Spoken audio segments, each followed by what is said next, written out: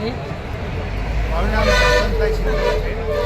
Net ઉમેદવારો આજે અમે સત્યાગ્રહ સાવની ખાતે એકઠા થઈએ છીએ।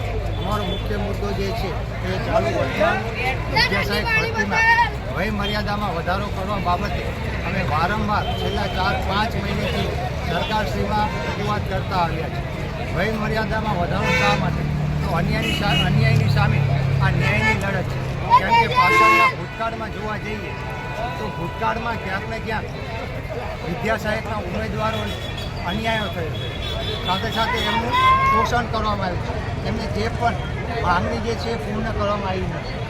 વિદ્યાસહાયકમાં વધારો એટલા માટે કેમ કે 2014-15માં મહેકમ આધારિત ભરતી કરવાની જે તેજસ્વીઓની વાત કરીએ એ મુજબ આજ દિવસ સુધી કોઈ ભરતી કરવામાં આવી નથી। છેલ્લા 14 વર્ષની અંદર આ સૌથી મોટી ભરતી છે। તો જેટલા પણ વિદ્યાસહાયક ઉમેદવારો જે છે તે ઉમેદવારો કે જેઓ થોડા અંતરથી વય મર્યાદા વધી ચૂકે છે એવાને એક તકના ભાગું છે વિદ્યાસહાયકમાં વય મર્યાદા સરકાર એવી અમારી રજૂઆત છે। સાથે સાથે છેલ્લે જોવા જઈએ તો 2018 બાદ 2023માં પરીક્ષા લેવામાં આવી 5 વર્ષ જેટલો સમયનો વ્યય થયો। સાથે સાથે જ્ઞાન સહાયકમાં પણ 2 વર્ષ જેટલો સમયનો વ્યય થયો।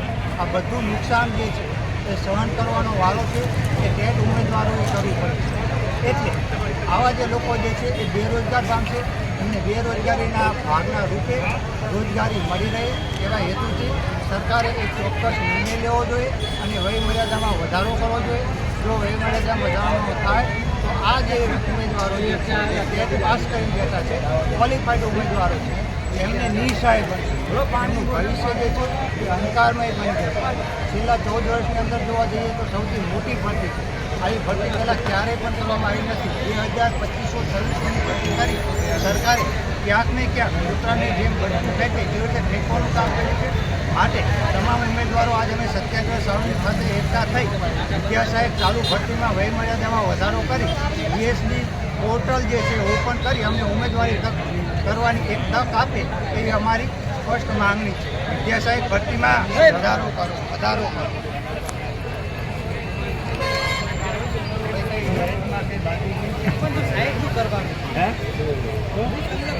બસ